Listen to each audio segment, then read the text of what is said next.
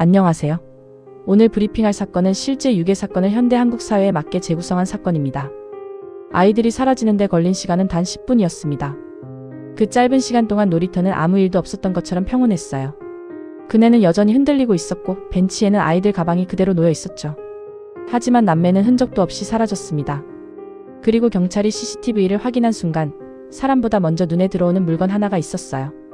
낡은 배달 오토바이였습니다. 사건은 평범한 토요일 오후 5시 40분에 시작됩니다. 초등학생 남매는 아파트 놀이터에서 그네를 타며 놀고 있었고 어머니는 반찬만 가져오겠다며 잠시 집으로 올라갔어요. 고작 10분 매일 반복되던 일상이었습니다. 아이들도 금방 올게라는 말에 고개를 끄덕였고요. 하지만 그날의 10분은 한 가족의 인생을 완전히 바꾸게 됩니다. 10분 뒤 어머니는 다시 놀이터로 내려왔습니다. 그런데 아이들이 보이지 않았어요. 화장실에 갔나 친구를 따라간 건 아닐까며 주변을 뛰어다니며 이름을 불러봤지만 대답은 들리지 않았습니다. 그네는 여전히 흔들리고 있었고 모래 위에는 방금까지 뛰어놀던 발자국만 남아 있었어요. 그 순간부터 평범했던 실종은 대규모 수사로 바뀌게 됩니다. 경찰은 가장 먼저 놀이터 입구 CCTV를 확인했습니다. 화면에는 남매가 낡은 배달 오토바이 뒤에 차례대로 올라타는 모습이 찍혀 있었어요. 이상했던 건 딱 하나, 아이들이 도망치지도 울지도 거부하지도 않았다는 점이었습니다. 마치 원래 알고 지내던 사람을 따라가듯 아주 자연스럽게 올라탔거든요. 그래서 경찰은 처음엔 납치보다 아이들이 아는 어른을 따라간 상황일 가능성을 더 높게 봤습니다. 그런데 감식팀이 CCTV를 확대하던 중 사소한 흔적 하나가 눈에 들어옵니다. 오토바이 사이드미러 한쪽이 검은 절연 테이프로 여러 번 감겨 있었던 거예요. 깨진 거울을 임시로 고쳐 계속 쓴 흔적처럼 보였습니다. 번호판도 운전자 얼굴도 식별되지 않았지만 그 테이프만큼은 놀라울 정도로 선명하게 남아 있었어요. 그때는 아무도 몰랐습니다. 이 작은 테이프 조각이 사건 전체를 뒤집는 단서가 될 거라는 걸요. 현장 감식은 아이들이 놀던 벤치부터 시작됐습니다. 가방 2개는 가지런히 놓여 있었어요. 강제로 끌려갔다면 바닥에 떨어졌을 가능성이 높은데 오히려 누군가 스스로 벗어놓은 것처럼 정리된 상태였습니다. 벤치 아래에는 넘어진 물병 하나와 모래가 묻은 운동화 한 짝이 있었고 그네는 아직도 천천히 흔들리고 있었어요. 몸싸움의 흔적도 피도 비명을 들은 사람도 없었습니다.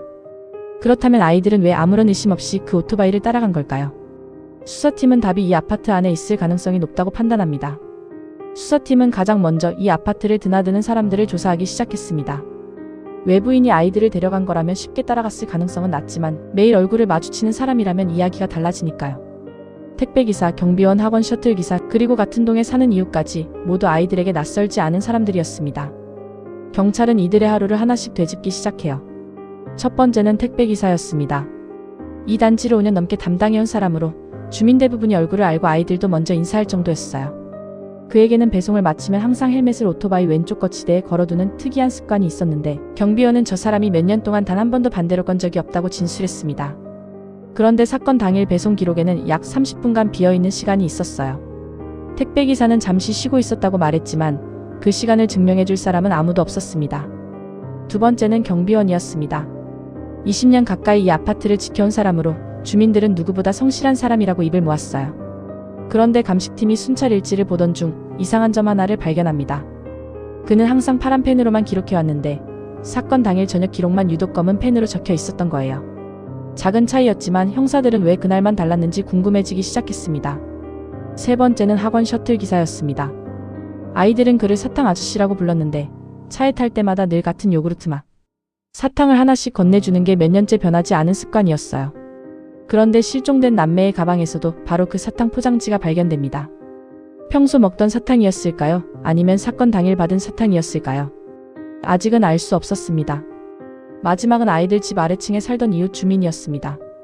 조용한 성격으로 주민들과도 인사만 나누는 정도였어요.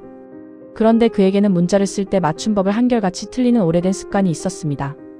안 돼요라고 써야 할 자리에 항상 안 돼요라고 쓰는 버릇이었어요. 되라는 글자의 아이와 이를 구분하지 않는 거였죠. 처음엔 흔한 오타처럼 보였지만 협박 문자에서도 똑같은 실수가 반복되고 있었습니다. 형사들은 두 문장을 나란히 놓고 비교하기 시작해요.